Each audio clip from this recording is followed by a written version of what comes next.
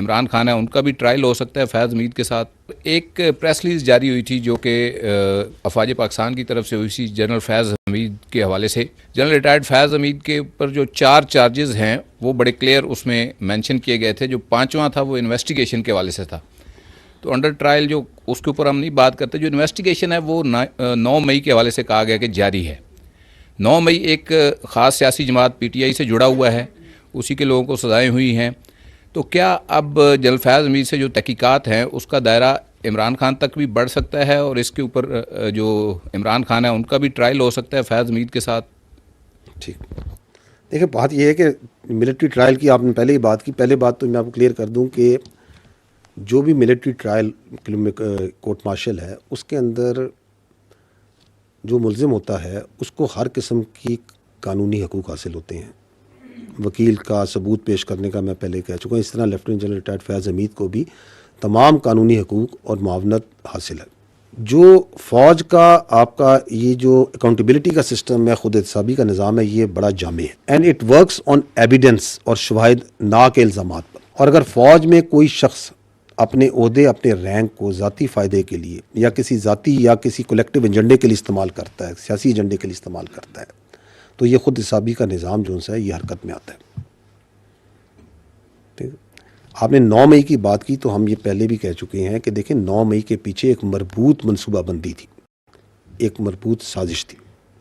جو لوگ بھی اس منصوبہ بندی اور سازش میں ملوث تھے ان کو آئین اور قانون کے مطابق کیفر کردار تک پہنچانا ضروری ہے. اور ہمیں یہ معلوم ہونا چاہیے کہ ہر فوجی افسر کے لیے صرف ریاست پاکستان اور افواج پاکستان مقدم ہے.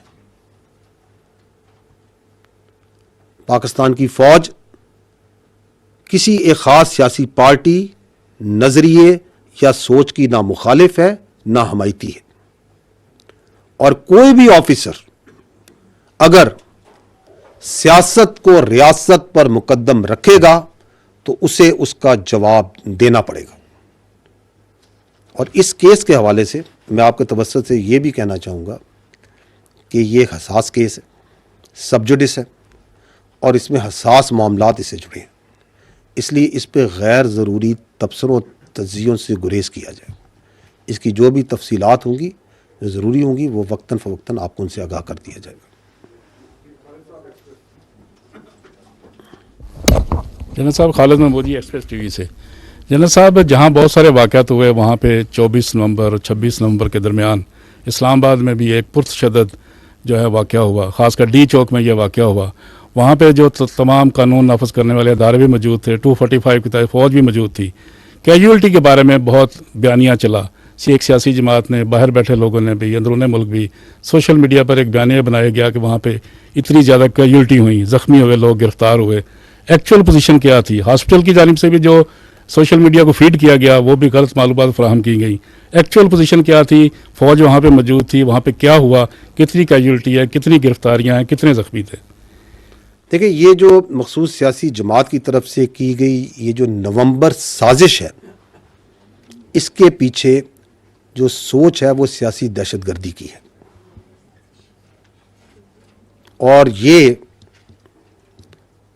اس کی تفصیلات واقعے میں جانے سے پہلے میں آپ کو یہ یاد کرانا چاہوں گا کہ یہ جو منفی اور تشدد کی سیاست کا سلسلہ ہے, یہ آپ یاد کریں تو یہ 2014 میں جب پارلیمنٹ پہ اور سرکاری اداروں پہ املاک پہ حملہ ہوا اس وقت بھی آپ نے دیکھا. آپ نے مئی 2022 میں بھی دیکھا, نومبر 2022 میں بھی دیکھا. آپ نے سانحہ 9 مئی 2023 میں بھی دیکھا, اور اسی کا تسلسل ابھی آپ نے نومبر 2024 میں دیکھا کہ use of force for political coercion. گو کہ الحمدللہ عوام کے شعور کی وجہ سے یہ تمام کوششیں ناکام ہوئی اور انشاءاللہ آئندہ بھی ناکام ہوں گی. تاہم ان کی وجہ سے پاکستان کے عوام کی جو ترقی اور خوشحالی اور جو سیکیورٹی کے اندر امن کا سفر ہے اس میں یقیناً رکھنا پڑتا ہے, اور جو اصل عوامی مسائل ہیں ان سے توجہ ہٹتی ہے. ہٹتی ہے اور اس کی اپرچونٹی کاسٹ آپ اور ہم سب دیتے ہیں.